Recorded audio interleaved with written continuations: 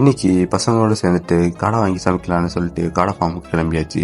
அங்கே போய் பார்த்தா ஏகப்பட்ட கடை இருக்குது. முட்டை விடுற கடை தனியாக, கறி கடை தனியாக, எல்லாமே தனித்தனியாக வச்சுருக்காங்க. அதை பற்றி தான் இன்றைக்கி பார்க்க போகிறோம். அங்கே காடை மட்டும் இல்லை, காடை முட்டையும் வச்சுருந்தாங்க. அந்த காடை முட்டையை இன்குபேட்டர் மூலமாக ப்ரீடிங் பண்ணிட்டு இருந்தாங்க. அந்த ப்ரீடிங் செட்டை பார்க்கவே செம்மையாக இருந்துச்சு. பழைய ஃப்ரிட்ஜ் பாக்ஸில் இன்குபேட்டர் செஞ்சுருந்தாங்க. அந்த இன்குபேட்டரில் 2 ட்ரே இருந்துச்சு. எப்படியும் 300 காடை முட்டை இருக்கும்.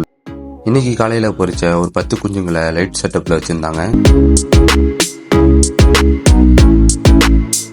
கொஞ்ச நேரம் இந்த காடை குஞ்சுகளை பார்த்துட்டு அப்புறம் நம்ம வாங்க வேண்டிய காடை குஞ்சுகளை இன்னொரு செட்டப்பில் வச்சுருந்தாங்க. அதை போய் பார்த்தா அங்கே நிறையாவே இருந்துச்சு. எல்லாமே நல்லா பெரிய பெரிய கடையாக இருந்துச்சு. அதில் ஒரு 10 கடை தான் இன்னைக்கு வாங்க போகிறோம்.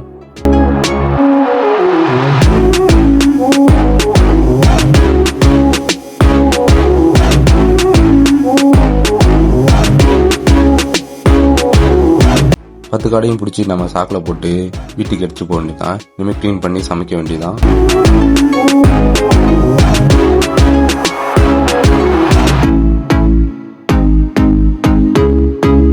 காடை எப்படி க்ளீன் பண்ணுறதுனா, கோழி க்ளீன் பண்ணுற மாதிரி தான். தோலையே உரிச்சிடணும்.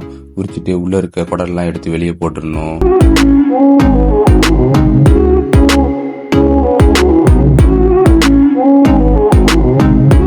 மேத்தோலை உரிச்ச காடையை நல்லா தண்ணியில் போட்டு வாஷ் பண்ணிக்கணும்.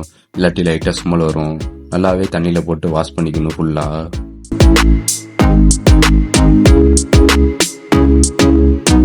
எல்லா கடையும் தோலை உரிச்சு நல்லா நீட்டாக க்ளீன் பண்ணியாச்சு. நம்ம மொத்தம் 10 கடை வாங்கிட்டு வந்தோம். 10 கடையும் நீட்டாக க்ளீன் பண்ணியாச்சு. இனிமேல் மசாலா கலந்து காடை மேலே நல்லா கோடு போட்டு அதில் நம்ம மசாலாவை அப்ளை பண்ண வேண்டியதான்.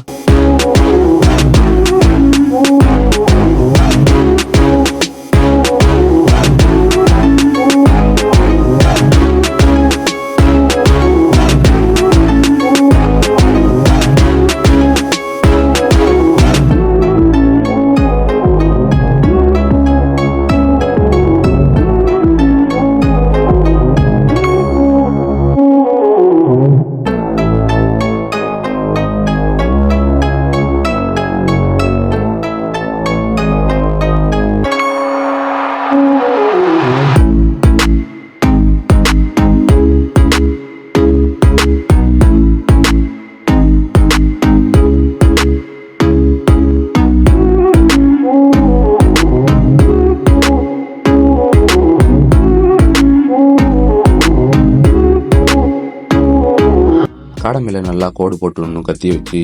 அப்போ தான் மசாலாலாம் நல்லா உள்ளே போகும். மொத்தம் எல்லா சைடுமே நல்லா கோடு போட்டுடணும்.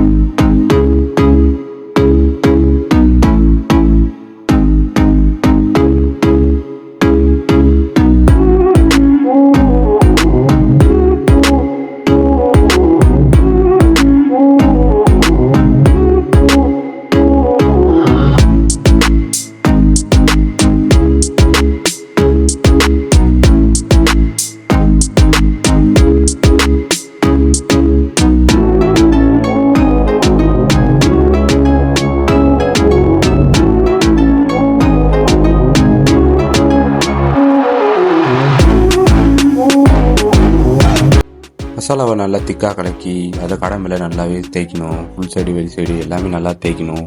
தேய்ச்சாதான் நல்லாவே காடை மேலே ஒட்டும்.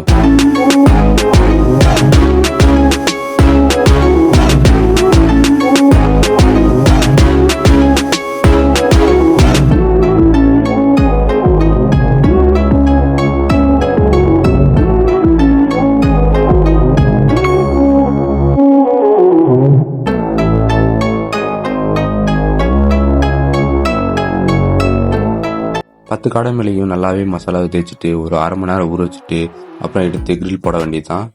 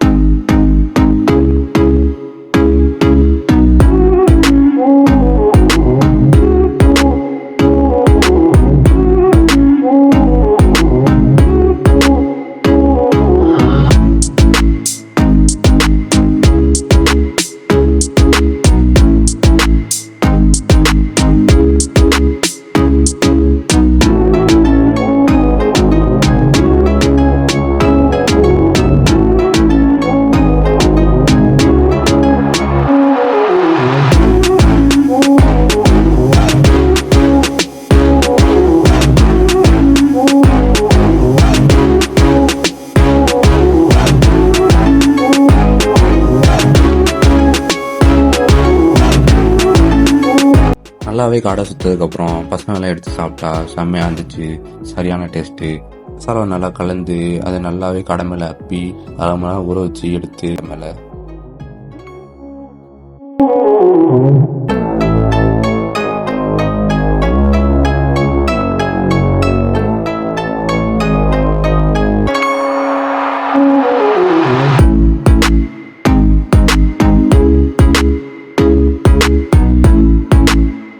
கிரில்லு போட ரொம்ப டைம் ஆனனால எண்ணெய் வாங்கிட்டு வந்தாச்சு.